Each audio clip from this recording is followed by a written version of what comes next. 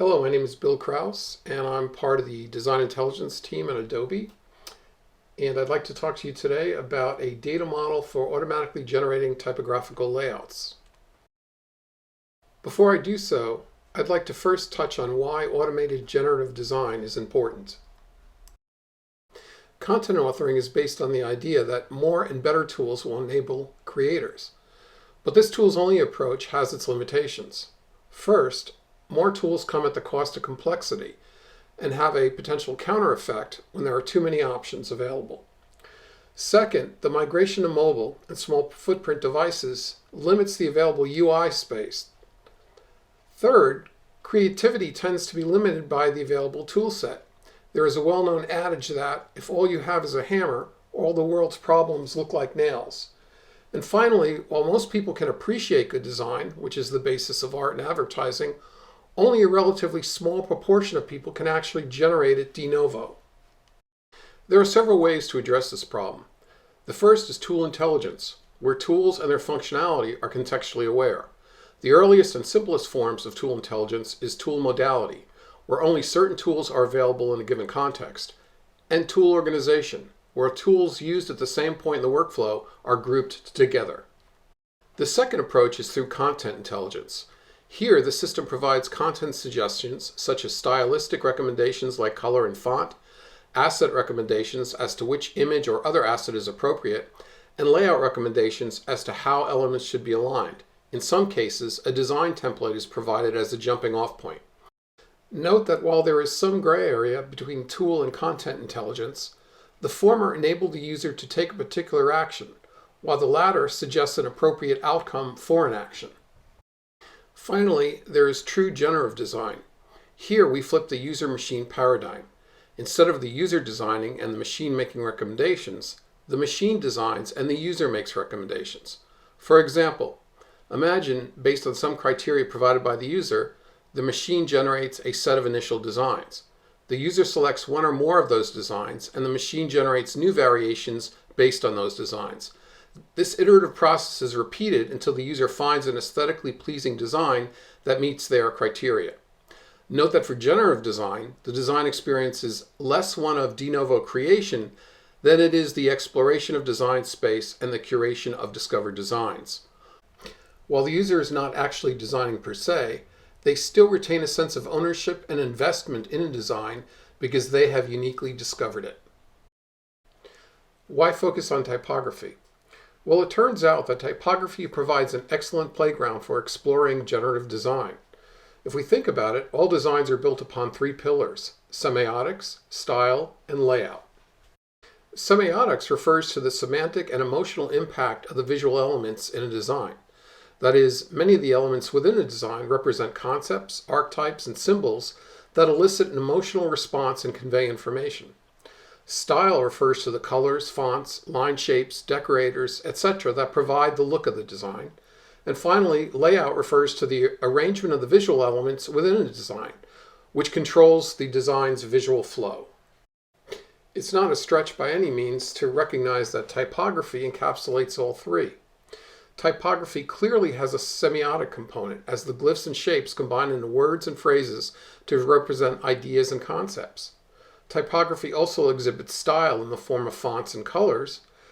And finally, typography exhibits layout, as the glyphs are organized into words and the words into phrases, and these glyphs and words are arranged relative to one another in the design.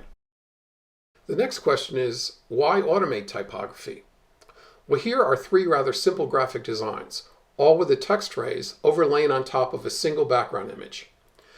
Note how the use of creative typography can enhance the designs, making the designs more visually interesting. But unfortunately, these typographical layouts are often difficult for a user to create and maintain. For example, this simple layout requires a sequence of 6 separate transformations, which, even with grouping, may have to be repeated if the layout is moved or resized. But what if we could automatically generate aesthetically interesting, context-aware typographical layouts? Specifically, examples such as these, which include rotated and scale text, drop caps, and non-traditional alignments, all of which were generated using the data model I'm about to describe. This data model is the consequence of 3 insights. The first is that while there are typographical metrics unique to text, text elements are in essence graphic entities that take up space in a design. The second is that any typographical layout can be represented as a directed acyclic graph, where the nodes represent tokens and the edges represent the relationships between these tokens. Finally, the third insight is that typographical layouts are constructed through pairwise amalgamation, where a token is aligned to another token, and that group is aligned to a third token, and so on until the layout is built. These three insights allow us to represent typographical layouts as binary trees. Specifically, a directed acyclic graph can be decomposed into two separate binary trees, each tree representing alignments along one axis. Note that for a text layout in 3 dimensions, the directed acyclic graph would be decomposed into 3 binary trees. The leaf nodes in each tree represent the tokens in the text. Each node has a parent until we reach the root of the tree. The topology of the tree reflects the amalgamation sequence for building the typographical layout. And the relationship between children nodes are set by an alignment operator associated with the parent node. For the horizontal binary tree, the alignments are along the x-axis. For the vertical binary tree, they are along the y-axis. In addition, each node has an associated scale and rotation matrix. Now, if we expand the set of operators so that they specify transformations in 2 dimensions, then we can simplify the model even further into a single binary tree. Finally, by recursing down the tree starting at the root node, and ensuring that the layout of all children are resolved before the parent, we can determine the final transformation matrix for each token in the text. Note that while recursing down a tree is deterministic in that doing so will produce a defined layout, it is possible for the same layout to be encoded in different tree topologies.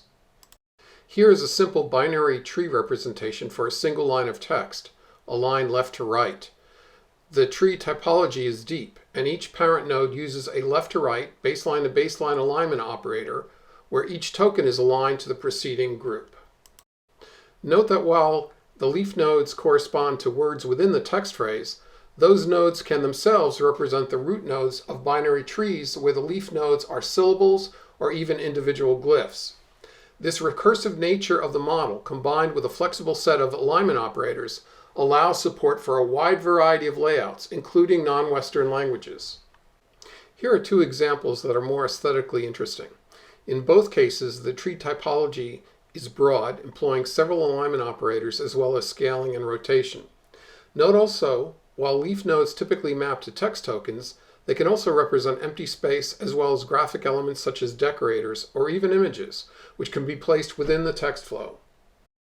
In addition, each node can be assigned a weight which reflects the visual weight of that node, and thus the importance of the tokens it represents, within the visual flow of the layout. These weight assignments may or may not correlate to the font used for that token, and can be assigned based on lexical or semantic properties of the text itself using natural language processing. One last point I'd like to make in regards to the weighting of text tokens. It's that the focus and intent of a design can be enhanced by correlating the token weightings with other assets in a design. For example, consider these 2 designs, both using the same phrase but having different background images. In both cases, the word which is given more visual weight in a design correlates to the subject of the background image. Note that this association can be generated in either direction. Deciding which text token is weighted can depend on the content of the other assets, or the content of the other assets can be determined by which tokens are weighted. This includes other text assets, where co-references across the text elements could be weighted more heavily. This example also highlights the relationship between the visual weight of individual text tokens and phonetic stress in speech. In both cases, a certain aspect of a phrase is emphasized and provides a cue to the viewer or listener as to how to interpret the original intent of the designer or speaker. So this begs the question, how are these trees constructed? Well, there are 2 ways. The first way is via programmatic tree construction. Here, incoming text is segmented into tokens. The typographical metrics of each of those tokens are measured, and each token is assigned a weight based on its relative importance. Consecutive tokens of the same weight are organized into a run. The set of runs that make up the text phrase are then used to construct an archetypal tree. Finally, this tree is modified based on a particular motif. What do I mean by motif? A motif is simply a typographical layout pattern. In this example, we have two motifs, each applied to two sentences. Notice how the same general layout is maintained regardless of the text. In the first motif, the last word is rotated respective to the preceding tokens, and those tokens are wrapped and right aligned. In the second motif, the text is staggered along each side of a central axis. Thus, each tree generating program is responsible for building a tree that reflects a particular motif, once it assesses that it can, as not all phrases can conform to every motif. The second way is through combinatorial optimization, using such techniques as hill climbing, simulated annealing, and genetic programming. The approach here is to generate many variations and then use a discriminator to search the design space and evaluate the results. Using this model, variations can be created for a given tree by rebalancing the tree or modifying the transformation operators associated with given nodes.